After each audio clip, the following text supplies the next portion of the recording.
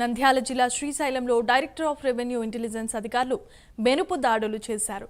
సముద్ర గర్భంలో లభించే కోరల్స్ జాతికి చెందిన జీవరాశులను కొందరు సేకరించి అమ్ముతున్నారనే సమాచారంతో డిఆర్ఐ అధికారులు తనిఖీలు చేశారు.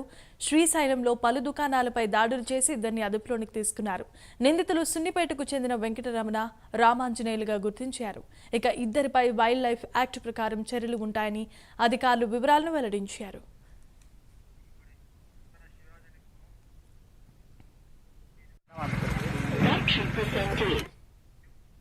రైట్, ఇక ఇదే అంశానికి సంబంధించి మరిన్ని అప్డేట్స్ ను మా ప్రతినిధి శివరాజ్ కుమార్ అందిస్తారు. శివరాజ్ కుమార్.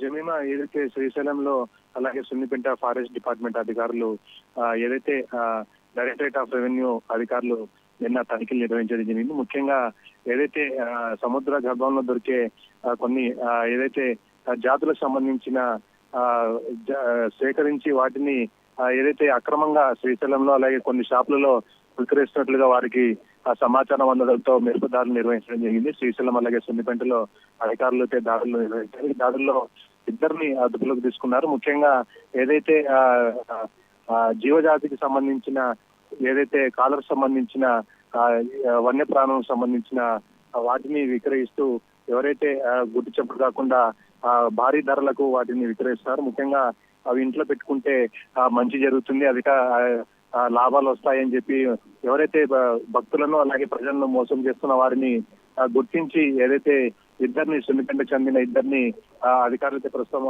అదుపులోకి తీసుకున్నారు. ముఖ్యంగా వారి నుంచి ఏదైతే కొన్ని విశేషాలకు సంబంధించిన ఫ్రేమ్లను అలాగే మిగతా వాటిని స్వాధీనం చేస్తున్నారు అధికారులు. వీటిని ఏదైతే భక్తులు ఏదైతే శ్రీశైలానికి వచ్చే భక్తులు కావచ్చు, ఇటు ఎవరైతే ప్రజలు ఉంటారో వారిని మోసం చేస్తూ సొమ్ము చేసుకుంటున్న పరిస్థితి అయితే కనిపిస్తుంది. ముఖ్యంగా వన్యప్రాణుల యాక్ట్ కింద వీరిపైన కేసు నమోదు చేసినట్లు ఇటు ఫారెస్ట్ అధికారులు అటు రెవెన్యూ అధికారులు చెప్పడం జరిగింది. ముఖ్యంగా ఏదైతే వైల్డ్ లైఫ్ కిందకి వచ్చే చట్టాలపైన ఈ ఇద్దరి పైన కేసులు నమోదు చేశామని చెప్పి అధికారులు అయితే చెప్తున్నారు.